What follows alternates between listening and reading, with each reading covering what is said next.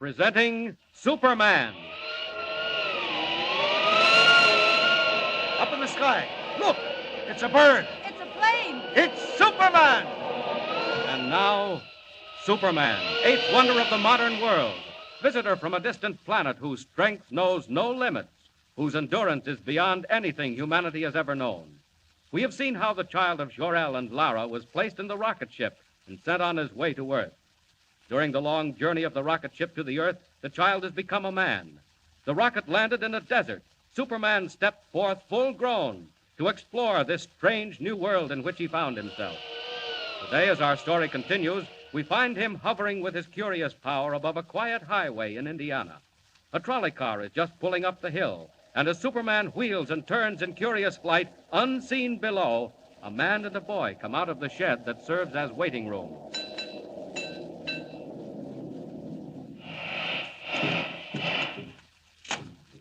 Morning, Professor. Good morning. Going into town. Yes, that's right, John. Taking Jimmy to the fair.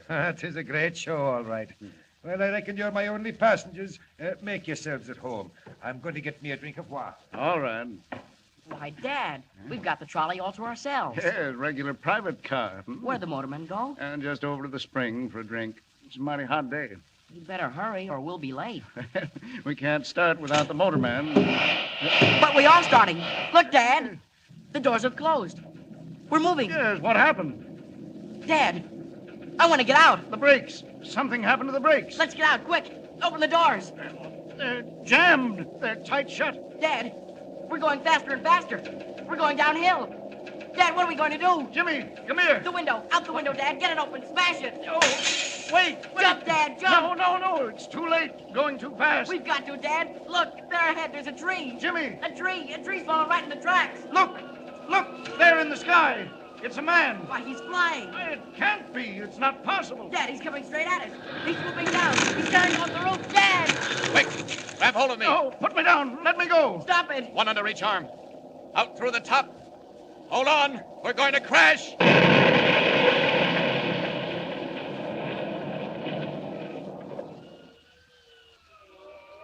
Well, we just got out of that in time. Trolley car's a wreck. Smashed into 1,000,000 pieces. Where are you going? What are you doing to us? What's happening? Put us down. Don't be frightened. You're all right. I had to get you out of there in a hurry. Pulling off that roof was the only way. Now we're going down again. Down. Down. There you are.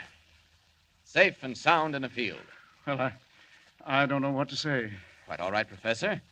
Getting you and the boy out of that car was nothing. I can't believe it. Who are you, anyway? Where do you come from? I have no name. I come from a world that no longer exists. Here in this world of yours, men would call me a Superman. It's a dream.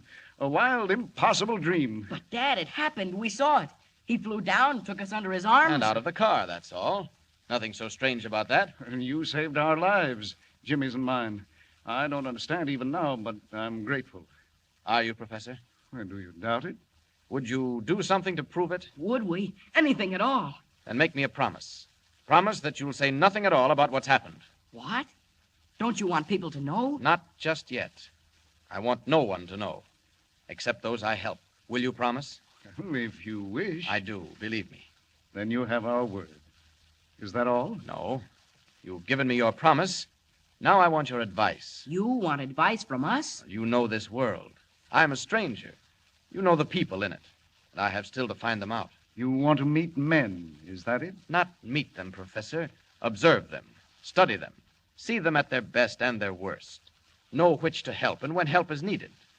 If you can tell me that, Dad, can we help him? Well, I think so, Jimmy, if that's what he wants. it would mean a great deal to me. Well, my friend, if we can call you that, I hope we can. My first friends on this earth.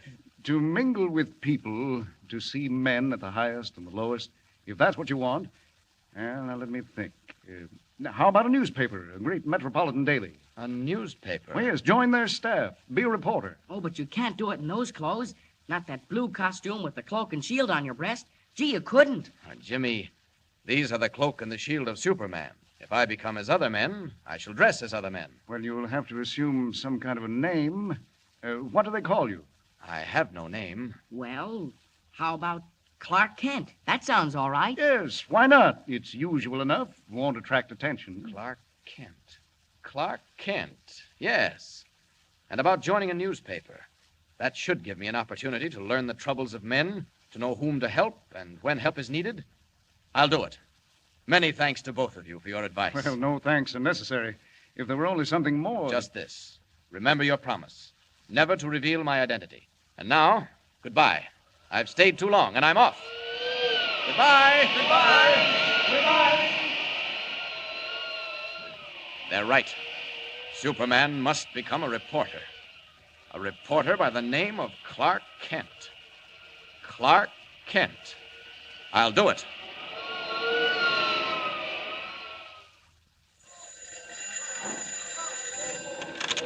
Steady, Rome. White. Listen, Chief. You better get somebody in that railroad story right away. Anything break? Looks bad. I don't know where your dope came from, but it sure was right. Where are you now? At the yards out of town. If I were you, I'd have somebody watch the man they call the Wolf. The Wolf. That's what I do, Chief. Watch him, trail him, follow him every minute. He's at the bottom of this as sure as you're born. Oh, hey, I gotta beat it. Someone's coming. So, Excuse me, Mr. White. That young man's still waiting. What young man? Oh, the one who wants a job? Well, let him wait. Who have we got that's free? McCann's on the coast. Grayson's down in Virginia. Most of the day men are full up. I knew it. Confound it's always the way. Something breaks and nobody to handle it. What is it, Mr. White? Railroads. Sabotage. I didn't believe it, but there may be something in it after all. If there is... Yes, sir. If there is, Miss Smith, it'll be the biggest story since Lindbergh. And me short-handed. Oh, what's the use? Yes, sir. About that man. Oh, send him in. Send him in. Yes, sir. Come in, Mr. Kent. Mr. White will see you now. Thank you. You want to see me? Close that door. Yes, sir. My name is Kent. Clark Kent. What can I do for you, Mr. Kent?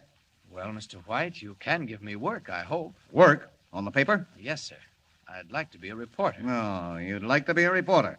What papers have you worked on? Well, none, sir, but No, you haven't. But you think you'd be a whiz. Well, I'm afraid I can't use you, Kent. You mean you haven't any openings? Not for greenhorns. I'm sorry if I'm blunt. But, Mr. White, even if I am a greenhorn, suppose I brought you a good story. And where would you get it? I'm afraid you'll have to excuse me, Mr. Kent. A really good story? Such as... Such as the complete inside on the man called the Wolf on the Western Railroads? What's that? You heard me. Do you want that story? Do I want it? Well, I should say I do. But look here. I think I could get it for you, Mr. White. What do you know about the Wolf? A little bit. Where did you ever hear his name? Connection with railroads, Mr. White. Oh, stop beating around the bush. I only heard the beginning of that myself yesterday morning. Not a paper in the country's carried a line, and yet... And yet I come in here and talk about it.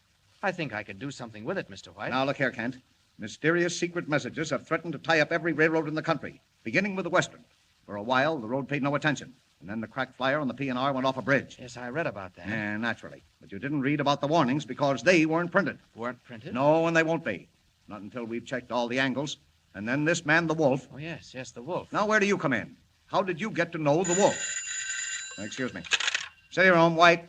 my friend, tomorrow night, the Silver Clipper leaves Denver for the west.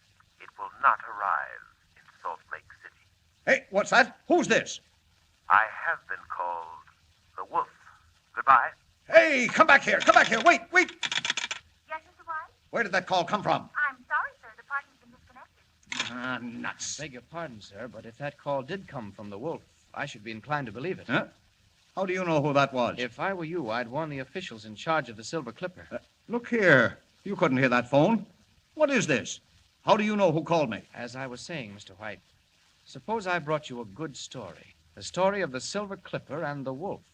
I take chances, Kent. I'm going to take a chance on you. Thank you, Mr. White. It's 2,000 miles. You'll have to hop a plane. I'll get there, Mr. White, in spite of the weather. Lord, I hadn't noticed the weather. Well, get to the airport anyway. You rang, Mr. White? Miss Smith, this is Clark Kent, temporarily attached to our staff. You'll note I said temporarily. Yes, sir. Kent leaves for the west for the first plane. Get him tickets and a $200 advance. Mr. White, all planes are grounded. That's all right, sir. I'll get there. Take him outside. Show him what he needs to know. Mr. White, I'd like to thank you. Oh, let it go, Kent. Let it go. You get a story and you get a job. You're either clairvoyant or the luckiest guesser alive. Either way, I can use you. But if you miss out, well... This way, Mr. Kent. Thank you, Miss Smith. It's nice of you to show me around. Pretty lucky, I'll say. 100 good newspaper men walking the streets, and you step right into a job. I say, I am lucky. You wait in here. It's the anteroom of the cashier's office. Well, I really don't need an advance. Oh, playboy in disguise, eh? Wait here. Oh, what a rotten night. Don't fall out that window. It's 20 stories down. Beautiful view, even in the fog. You wait right here till I get your money. Then I'll introduce you to a few real newspaper men. Planes grounded. 2,000 miles to go. Sorry, Miss Smith. I'm afraid I can't wait.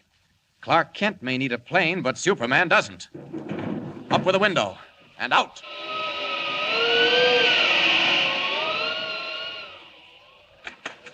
Kent, I hope I didn't keep you waiting too... Miss Smith. What is it? Miss Smith. Oh, what's wrong? That man! Did he go out, that Clark Kent? Nobody went through the city room. He didn't go out. Well, I left him right here, the window. Oh, the open window. He went through it, and it's 20 stories down. He went out the window. Out the open window, 20 stories above the ground. In the wink of an eye, Clark Kent, cub reporter for the Daily Planet, becomes Superman, eagle of the sky, winging his way west over city and plain, river and mountain, through the storm-swept night. But will he be in time? Can he checkmate the strange figure called the Wolf, discover the plot, save the Silver Clipper, roaring toward Denver at 90 miles an hour? And remember, don't miss the next installment of Superman. Up in the sky. Look, it's a bird. It's a plane. It's Superman. Superman is a copyrighted feature appearing in Action Comics magazine,